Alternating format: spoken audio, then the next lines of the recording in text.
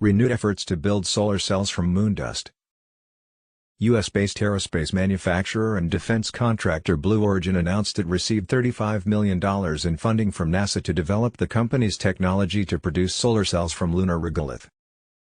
Based on a process called molten regolith electrolysis, the breakthrough would bootstrap unlimited electricity and power transmission cables anywhere on the surface of the Moon, Blue Origin said in a statement.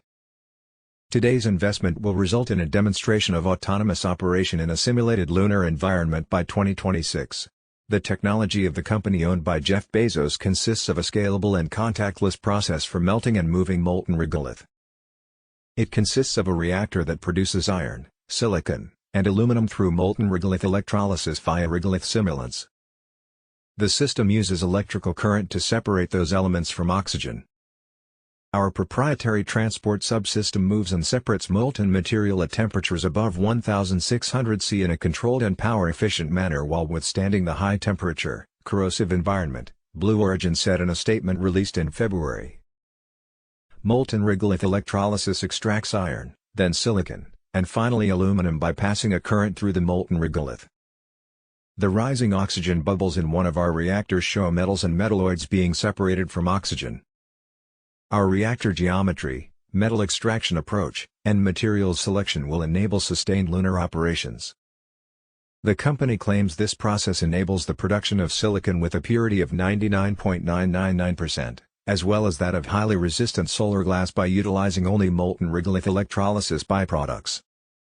Blue Origin's goal of producing solar power using only lunar resources is aligned with NASA's highest priority Moon-to-Mars infrastructure development objective, the company said. The first research conducted by NASA for the development of solar cells from regolith dates back to 2005. This work provided a conceptual design for a solar-powered robotic rover able to build solar cells directly on the lunar surface. The lunar surface possesses both the elemental components needed for the fabrication of silicon solar cells and a vacuum environment that allow for vacuum deposition of thin-film solar cells directly on the surface of the Moon without the need for vacuum chambers, the paper reads. The University of Houston built the first silicon and cadmium sulfide/cadmium telluride thin-film photovoltaic diodes deposited on lunar regolith substrates in 2005. The fabricated solar array is like a macroscopic version of an electronic device on a chip, the scientists said. The chip must be insulating so that the different elements can be made and then connected together in appropriate circuits. Estonia's Tallinn University of Technology, TalTech, is currently also working on the development of solar cells from regolith. Last year, it unveiled a sandpaper-like solar cell relying on a monograin powder technology. The device consists of thousands of small crystals, with a diameter of 50 micrometers, embedded into a polymer in one continuous layer. To complete the solar cell, these microcrystals are coated with a buffer and window layers, TalTech said in a statement. In this way, each crystal works as a small individual solar cell and generates electricity. It also said low-cost roll-to-roll techniques may be used to produce cells and panels.